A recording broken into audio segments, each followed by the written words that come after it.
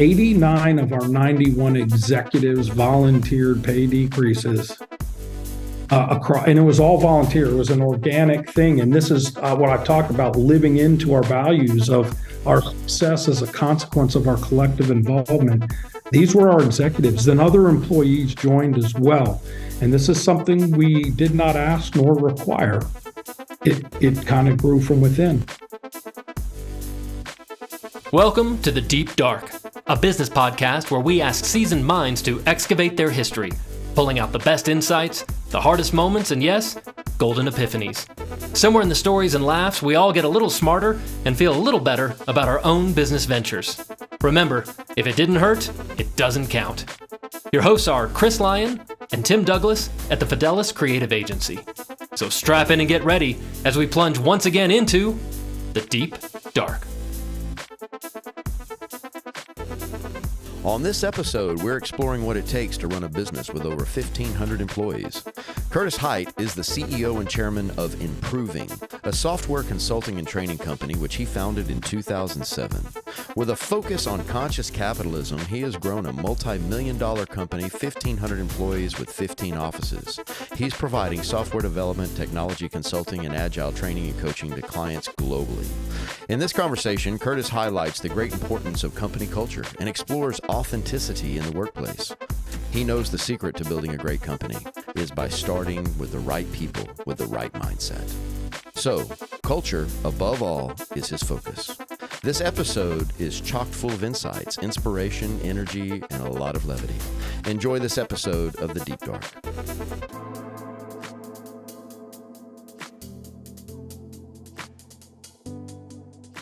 All right, Curtis Hite. I'm with Improving.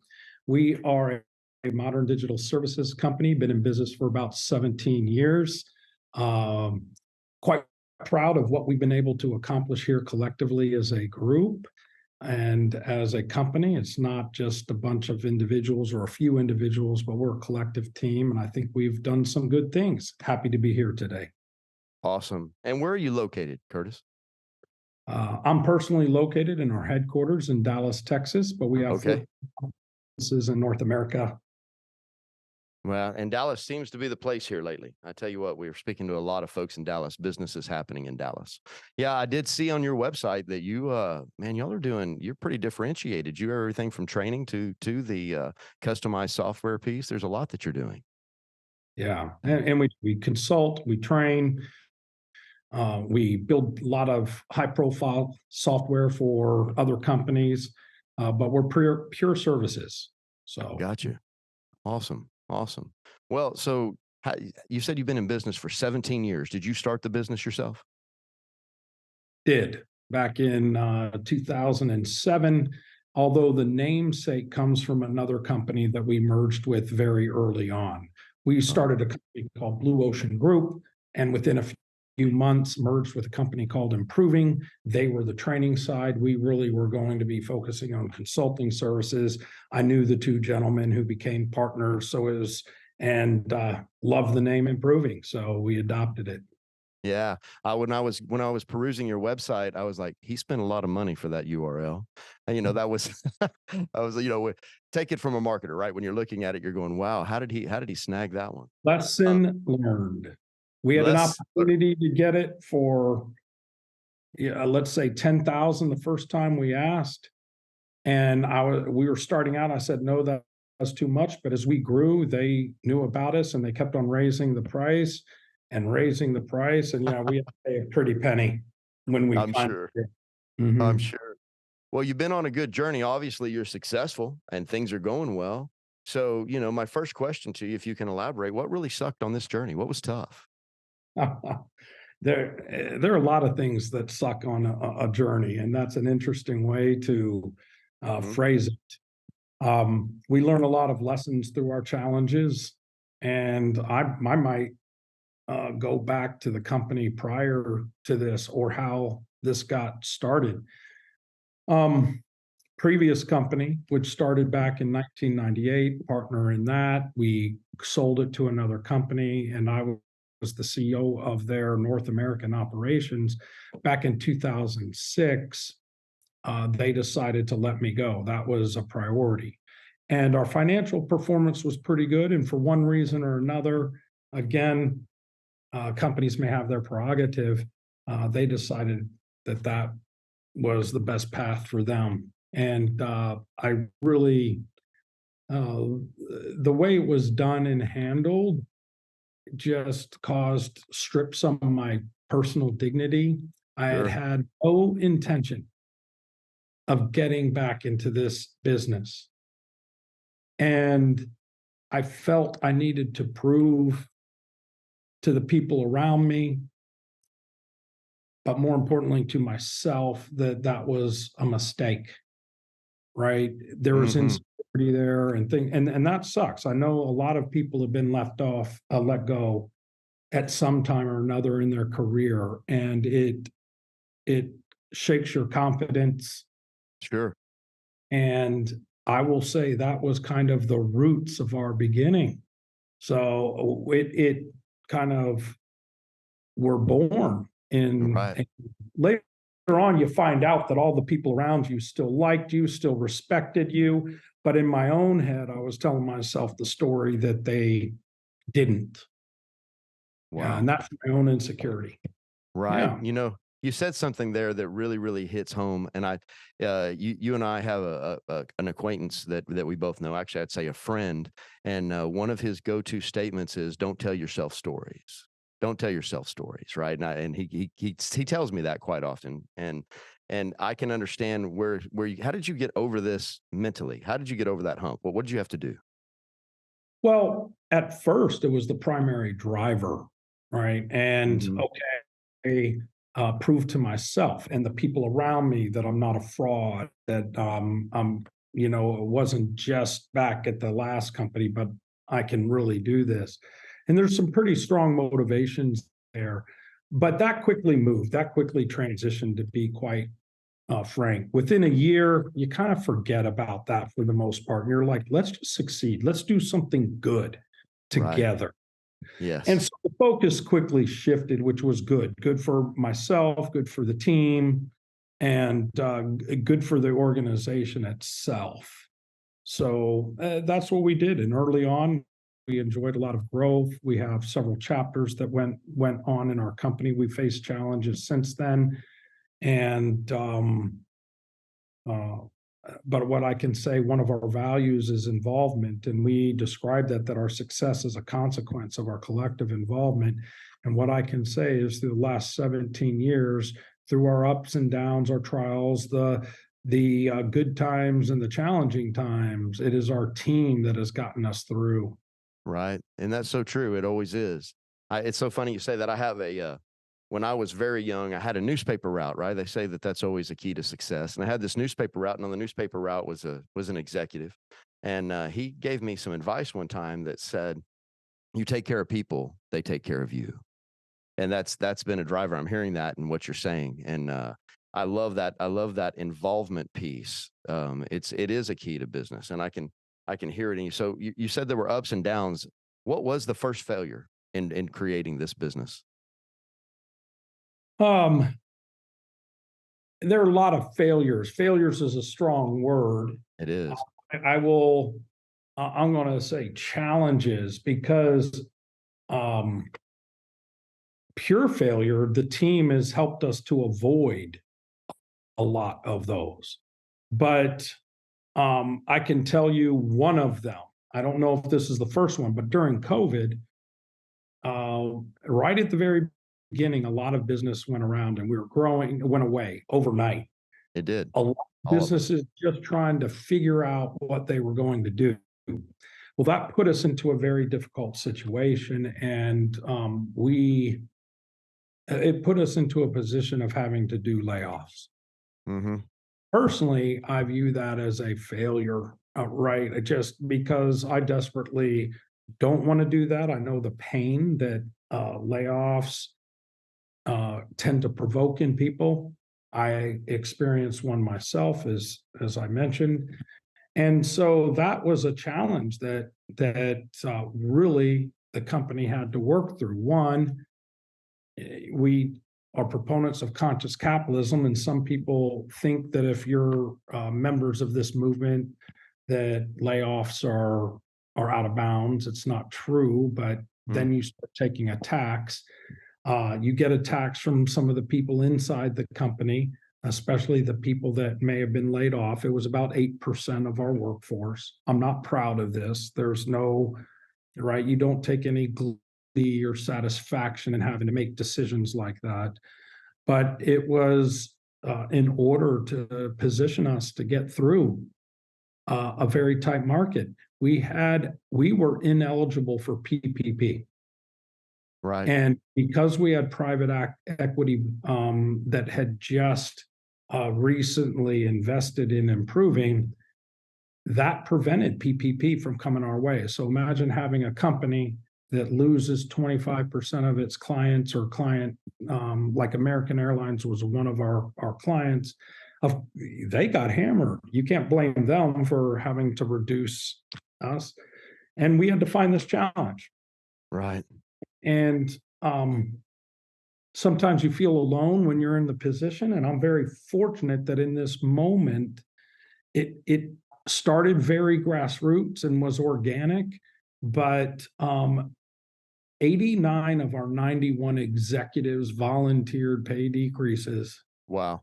Across, and it was all volunteer. It was an organic thing. And this is what I talk about, living into our values of our success as a consequence of our collective involvement. These were our executives. Then other employees joined as well. And this is something we did not ask nor require. It kind of grew from within. So there was the silver lining there. That's amazing. So what are you doing as a leader to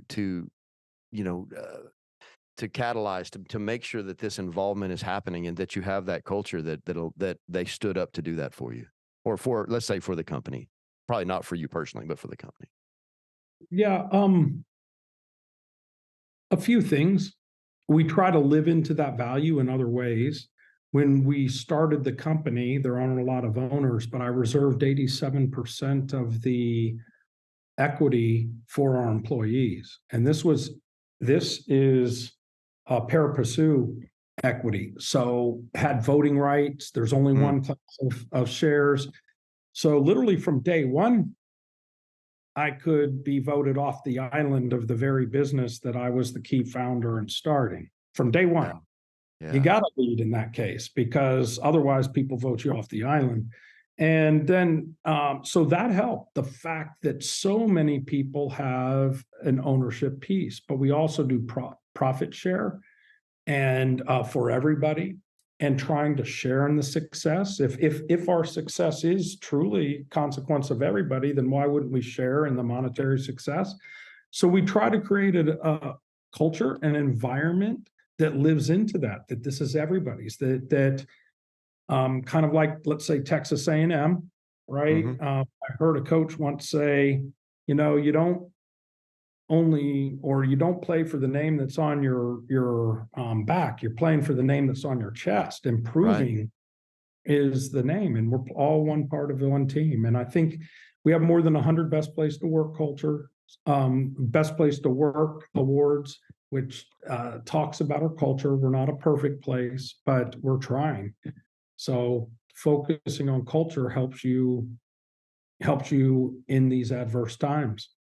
It does, but giving people ownership many times causes them to think like owners.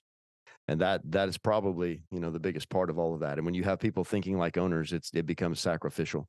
There's nothing like being up at night trying to figure out how you're going to make payroll during tough times. And that's a truth, and how you're going to step up to do that. During COVID, I had a moment where I had a CEO that told me, it wasn't my CEO, it was a client. And he said, there's two types of CEOs in the world. And I said, what are those? And he said, well, they're those that when bad times hit, they dig a hole in the ground and they wait for it to pass over. And the other type is the CEO that actually points an azimuth, points the nose, and leads the company. And he said, I'm the latter. So get ready. We're not going to stop. And I love that thought process, but that was the operating, I'm an owner. And it was great. But he's doing a lot of same things you were doing, but you seem to have learned a lot of lessons through that. What lesson is the biggest one that you'd like to share along those lines? From that event is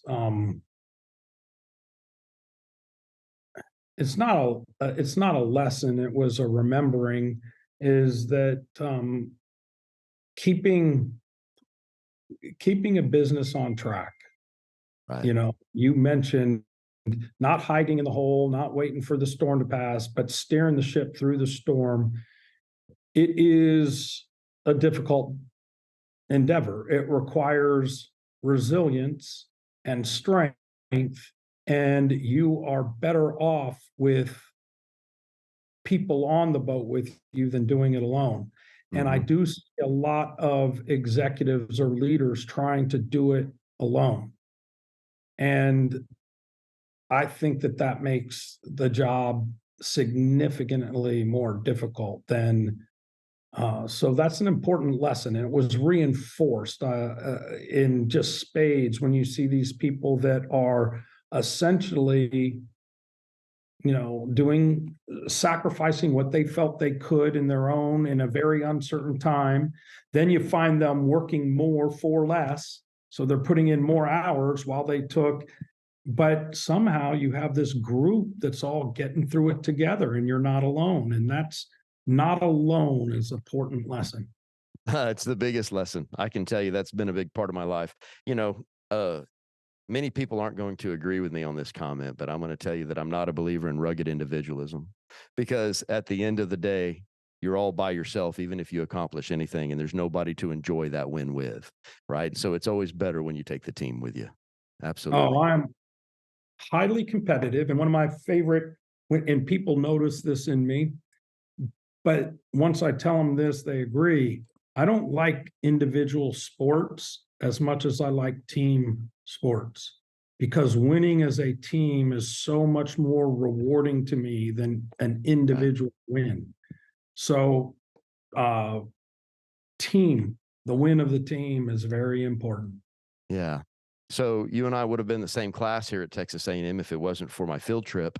And I would ask you, which was your favorite Texas A&M team? Do you have one of the years that you just really thought, well, that doesn't get any better? And you can't use the Manziel years ever. That can't do that one. I need when we didn't have a superstar on the team. I'm going to give you 4 years. I today have just recently learned the 12th man song, and I shouldn't admit that. Because for the 4 years that I was in the Corps at A&M, going to every game, we never lost at home. Right. Those were some great years. I was like, what's this song? What are we doing? The first time I was at a game that we lost at home.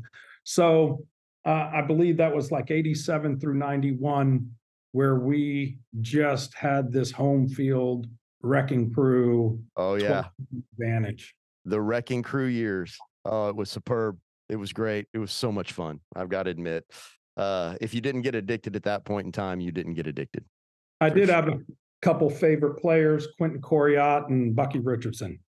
You know, Bucky is just, you know, he was just, and I would say that he was kind of reincarnated in Stephen McGee a little bit.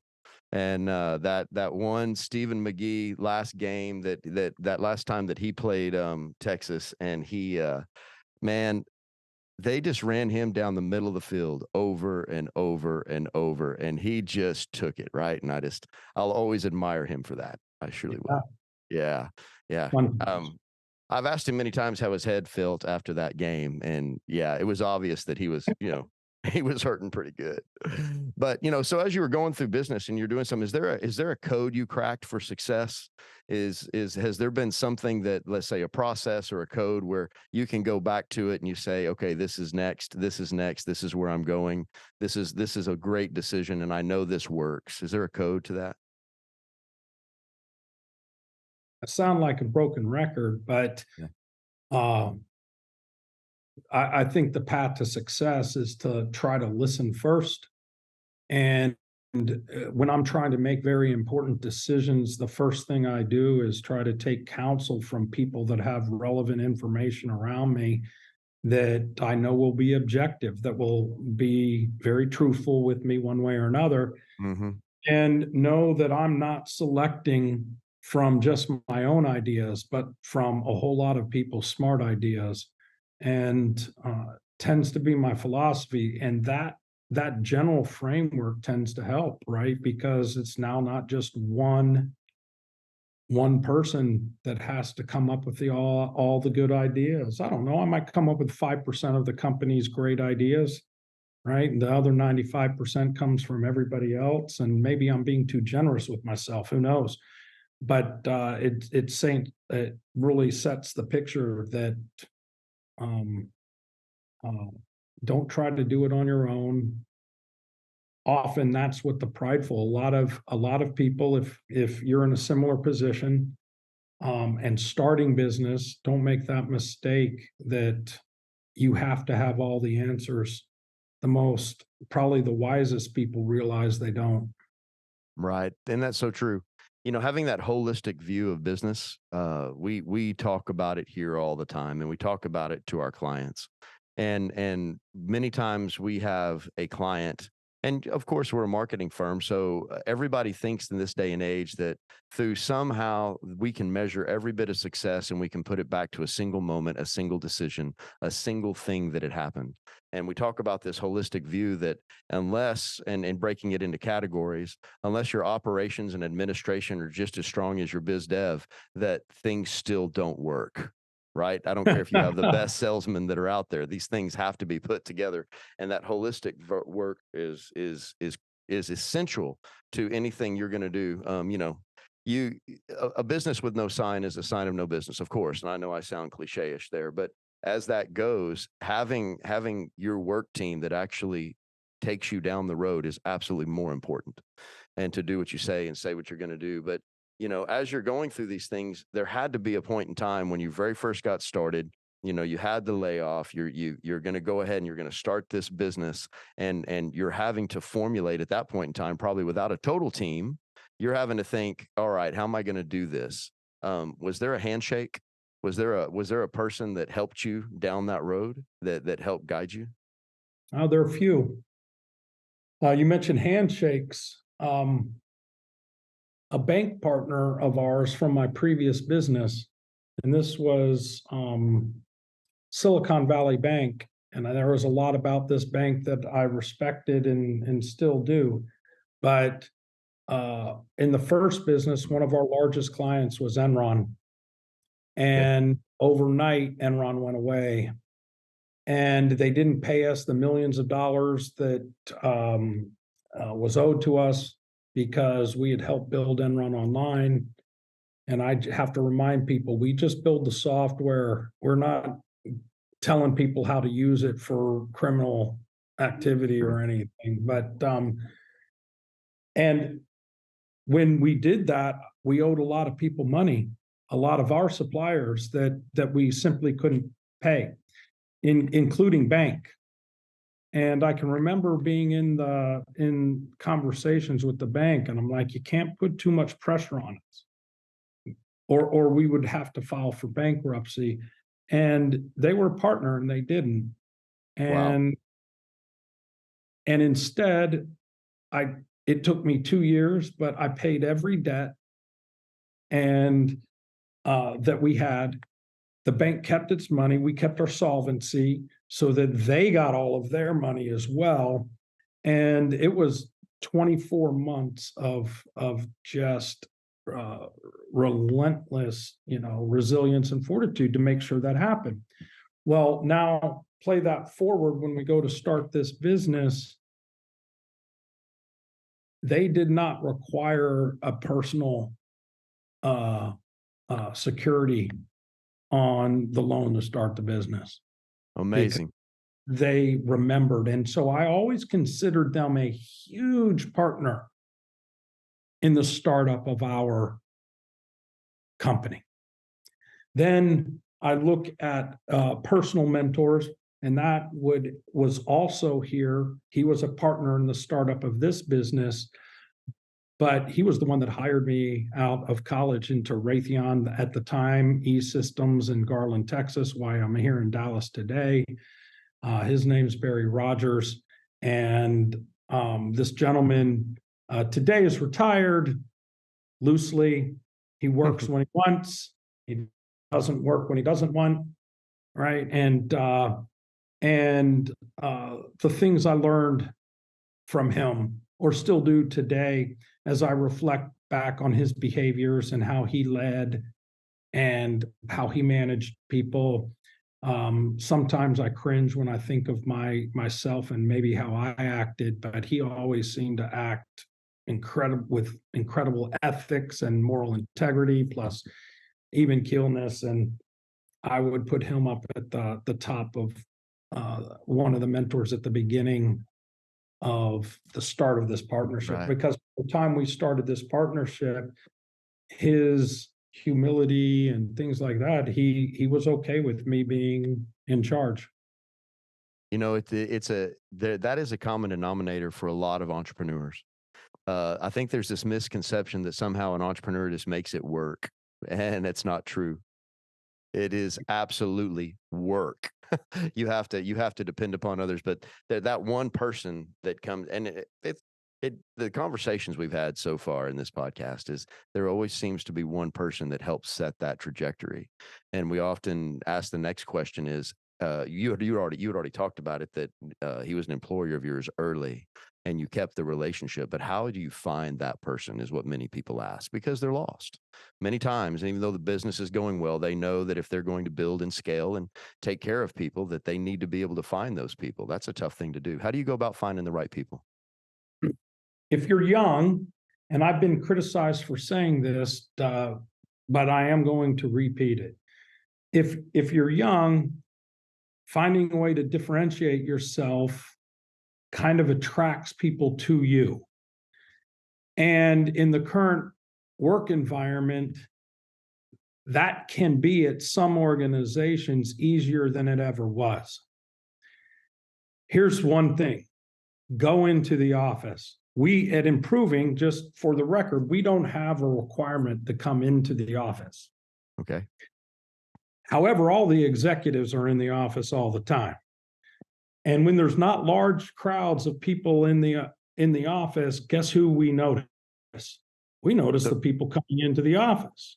Absolutely. A differentiator, literally showing up, is a differentiator, which boggles me today. And I'm not saying it's right or wrong. I'm just saying that does differentiate you.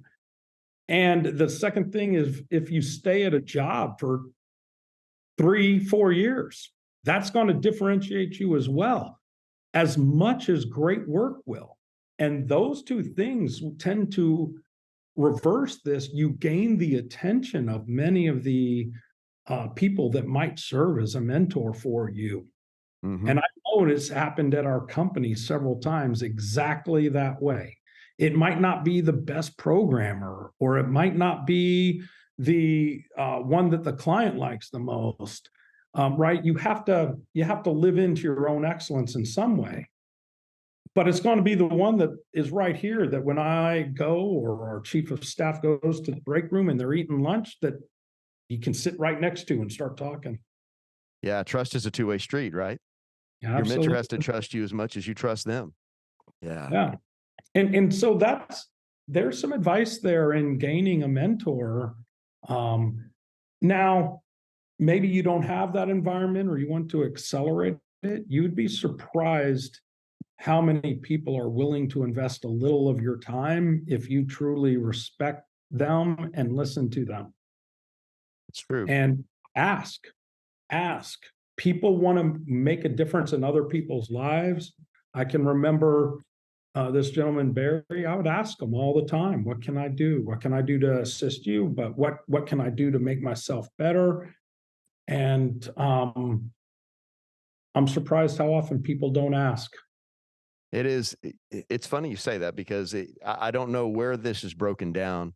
We had a conversation the other day about how many young people actually want, and it doesn't really happen here, but the businesses that are our clients, we were talking about the fact that young people want you to buy them a mentor, right? In other words, get me an executive coach, or give me some, pay for this. And we say it should be for free.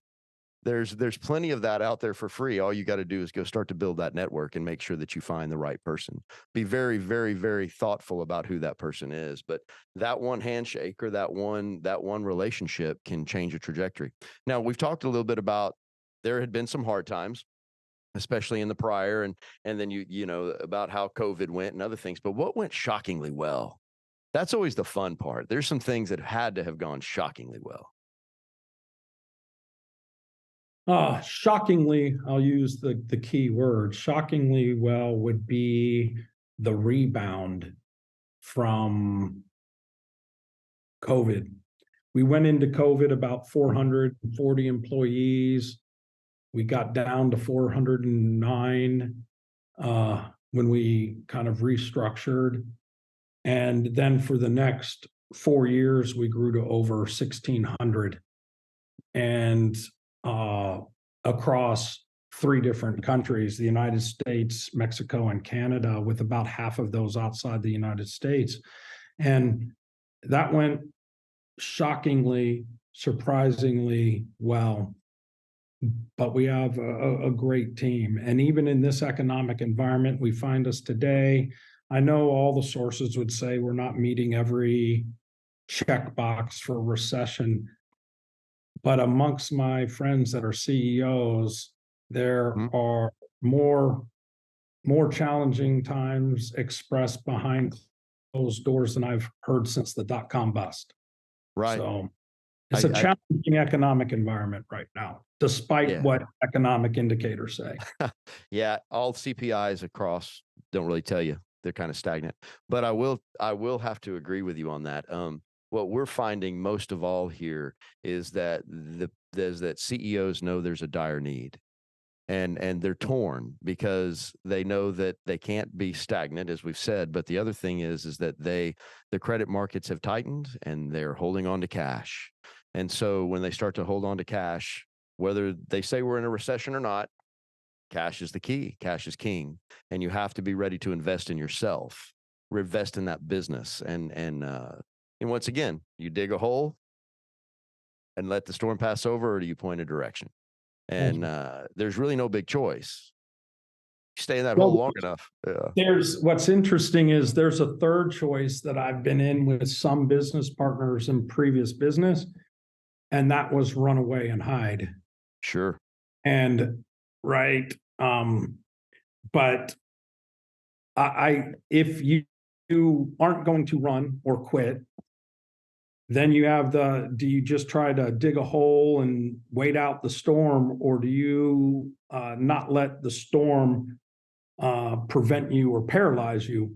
It doesn't mean that it's not gonna be hard. And sometimes in economic conditions, or you just lose a huge client sometime in your small business, you find yourself having to work harder for less progress, kind of like the gerbil wheel or something like that, where you're just going as fast as you can and it feels like you're going nowhere.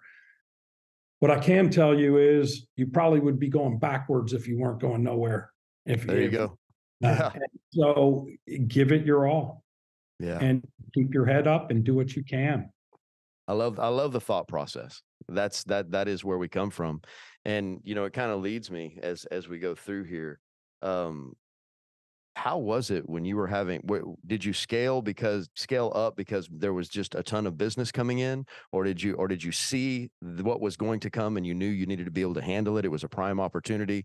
As the Oracle often says, buy when blood's on the streets. So is it one of those moments? What was it that drove you to do that? Well, while we didn't listen to him directly, part of that was we had private equity and we leaned into the storm. While a lot of people said everything's on hold, we found 2 partner companies, one in Mexico, one in Minneapolis, that within months of the pandemic hitting, joined our ranks through acquisition. So we leaned in straight into the storm, pointed it, and raised our sales even, right? In that metaphor. And it's scary. That's the thing. You are taking risk, and it does take strength. And it doesn't mean there weren't challenges during those times, but that was a specific decision that we made. And so that led to the beginning, and that strengthened us once our demand started to increase. because that we were larger and the demand was increasing, which allowed us to go and find more partner companies. At the time, we were only 50 consultants in, that's how we got into Mexico. But then at the time, we were only 50 consultants in Canada. We switched our focus to finding partners in Canada that wanted to join Improving.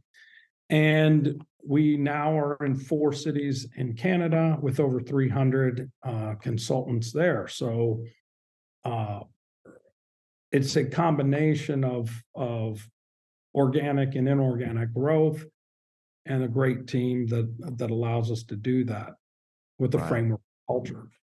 So what's your take on business development? How do you do business development? How's your team do business development? Is it a focused thing, or is it a separate section, or do you just let your consultants do the work? How do you do that?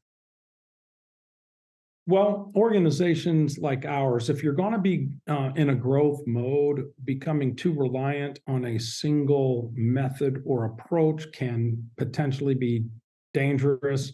We need to be trying to reinvent ourselves, and how we do that, adapt to different scale, because how a $5 million improving sells is very different than a 10 million, very different than a 50 million, and now very different than a $250 million company.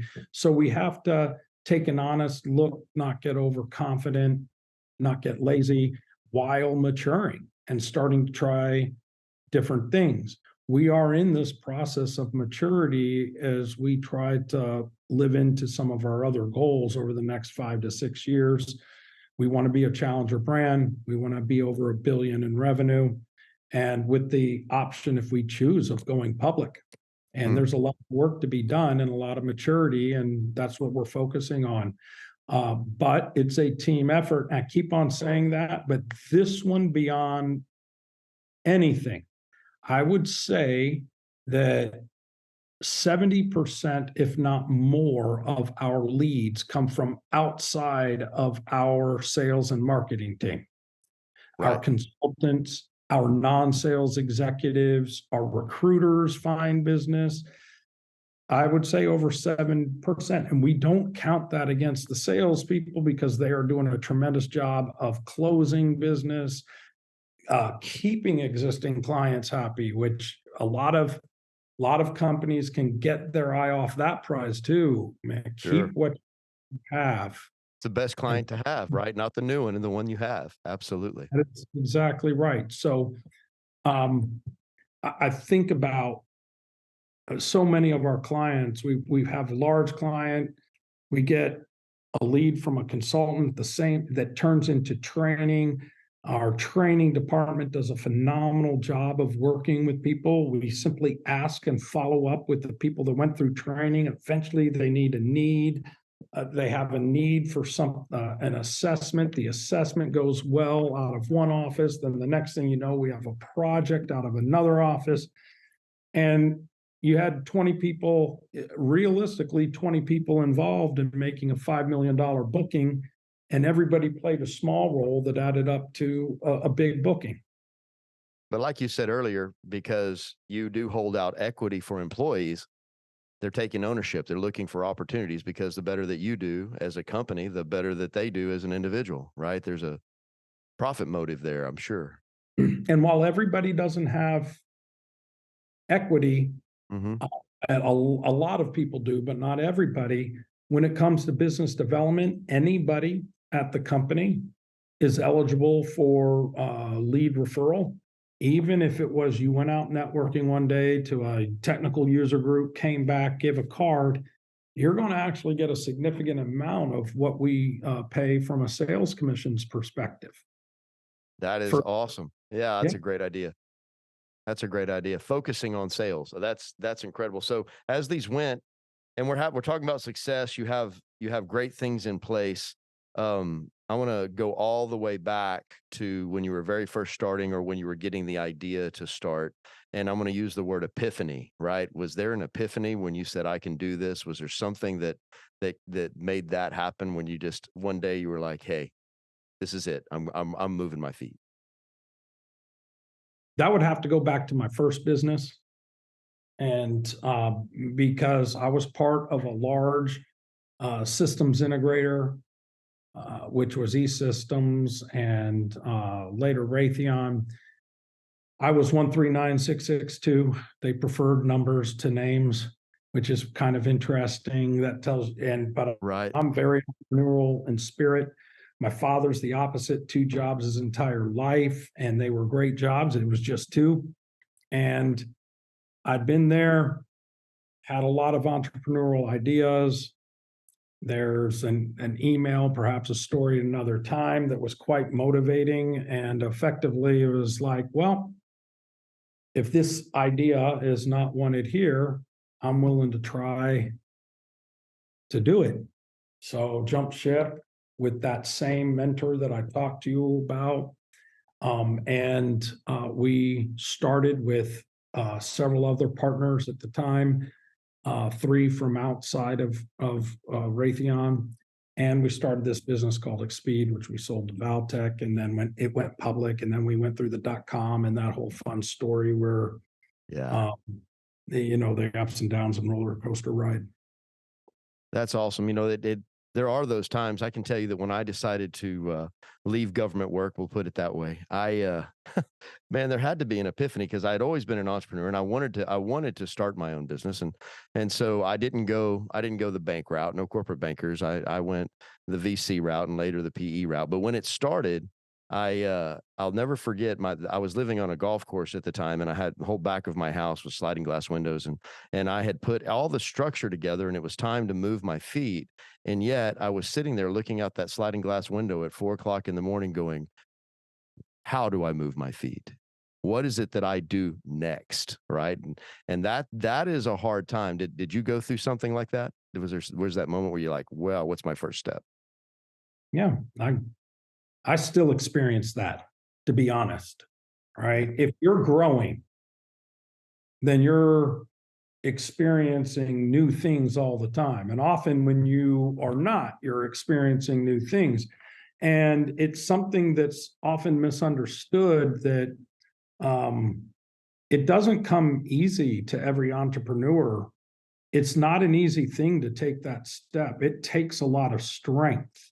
I had a very secure job. I have a wife, right? Didn't have kids at the time, but and then you're really leaving the secure job where you have been accelerating up the ranks to do this. I can remember that conversation with my father. I was like, got to try. This is the time to try at this point. And be willing to accept failure, which a lot of people are not willing to do. When you start the second business, Rick and I, he's one of the other partners that's still with us today. We didn't take a salary for over a year. And how many people can take that step? Right. And I took that step without kids. I mean, with kids. With kids. Yeah, with kids, right? So did I. There's a lot of people that's just, and it's understandable and it's okay. But that's one of the things that I love about business, and I love about capitalism in general. We're members of an organization called Conscious Capitalism, but we believe in the good of business. But it takes people willing to take risk, and it rewards risk, right? And I think that's very important. It is very important. I'm going to have to look up this organization. We have one of our values here is that we believe that good businesses bring good into the earth. And so we're very picky on who we choose as clients. And then I'm going to say that choose. It's not everybody that we're going to take a contract from, simply because we believe in it. And we believe that it helps our community and it helps everybody around here. Plus, we want to believe in what we're doing. And a lot of alignment there, and would love to make an introduction later time, but Conscious Capitalism believes that businesses are one of the greatest forces of good in this world. However, unlike some of the other organizations that focus on this, or ESG, it's not a set of check boxes that's forced upon. We're not going to dictate the good that you do as a business, but we fundamentally recognize that they are good and can do good. And great CEO summit in Austin coming up with some big high profile The founder is from Whole Foods, John Mackey, and he attends. It's a pretty great organization. That's awesome because this is something that I think we've kind of lost in business. We focus on a couple different numbers, the top line number and the bottom line number, but there's so much more to it than that. There's so much more to it, and we have to. So, but Right. so here I've got to. So as we go there, this gets a little personal, but after you've gone down this road, and I think you'd probably be a person like me that says, "Hey, I'm never going to retire." But how is it that you want to be remembered? I want to be remembered as having positive impact on people's lives.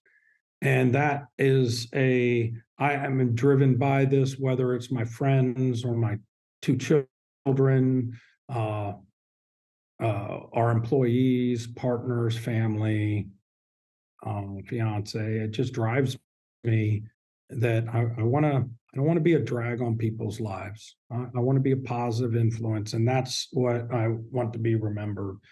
I do have one advantage. I'm a generally positive person with a lot of gratitude, so it's Hmm. hard for me to kind of be a downer, but that's how I want to be remembered. Yeah, I love that. I love that positive attitude. We have a saying in my family, and it happens every month in every morning, sorry, in the group text that happens between my children and my wife and I. And there's one thing that gets posted, and it's 3 letters. It's PMA, positive mental attitude. And that gets posted, and everybody comes back with a PMA exclamation point. We know everybody's on track for the day, right? That's where we start. And that positive mental attitude can change the world if you do it right. It really Yeah. can. And people are attracted to positivity in a significant way. Ask anybody who their favorite manager or leader they ever worked for, and then ask them, were they generally positive or negative? And I've literally never had somebody come back saying that that person was if you struggle with negativity and cynicism and things like that, and you aspire to be a manager or executive, try to purge that because people don't enjoy it. They don't. In fact, they'll run from it eventually, not even probably knowing that they've been exposed to it, but it will draw them down. All right. So Eventually, go ahead. I'm sorry. no, eventually they'll always run from it, and Yeah, they'll eventually always attract to positivity, they just the way will. it is. It'll change your life. We're running short on time here, but what I want to do is I want to look forward. And this is sometimes a difficult question to ask because it's open ended. And one of the things I'm always interested in is somebody who has actually been through the grinder, come through the grinder, worked through the business, stayed positive, is actually seeing the fruits of their labor. But then my question to you is, what is your great hope and what does success look like in the future? It aligns with what I was talking about and positively impacting those around me. My personal future won't include, I doubt it'll include what most people would view as traditional retirement. Um, I think success for us is as improving is to become the challenger brand in our industry. There are the Accentures of the world, IBM Global Services, Hitachi's, Globant's, Tata's. We want to be the challenger to those brands. And that says a lot. We don't want to sell our company to one of those brands just for a lot of money. Money is not a huge motivator of mine. Um, we want to be right alongside of them, and that's going to be one of our definitions of success. The other is, are we reshaping the perception of our industry in Mm. general? CEOs have a pretty negative perception of their technology partners or often their technology teams. They view them as cost centers, not reliable. How do we change that and that becoming our differentiator? So if you and a tagline for us is that trust changes everything. How Mm. do we get the boardroom and CEOs and the C-suites to trust their teams? You know, That could be a whole podcast on its own. I would love to learn how you're doing that because it is the challenge. That trust piece is the challenge. It's even a hard piece to get the public today to trust any company as a whole. And that's the focus of a lot of marketing, is just to build trust these days. Trust is tough. 70% of our employees participate in trust pods every single week, learning Wow. about trust every week. So Every week. it's not an accidental act. We try to make this very deliberate and continuously improving, no pun intended. No pun intended. All right. I'm looking at the clock. I've got 10 seconds. So you get 2 seconds to add this, to answer this. If I was to give you 2 words, I just want to know what word best describes you, right? Are you ready? So the 2 words are freedom or security. Freedom. Freedom. Every time. And with every executive we have in here, it always turns out that the word is freedom. So there's something to that for our listeners as they go through that. Security doesn't win the day. No. It does not. At all. Well, hey, it's been awesome having you. If you just stick around for just a second, we have a little admin to do, but thank you for your time. I appreciate it. And Thank you. I appreciate your wisdom. People need it, and we get to tell it to them. So that is awesome. That's an awesome thing that we get to do here. So again, thank you. And we'll talk to you in just a second.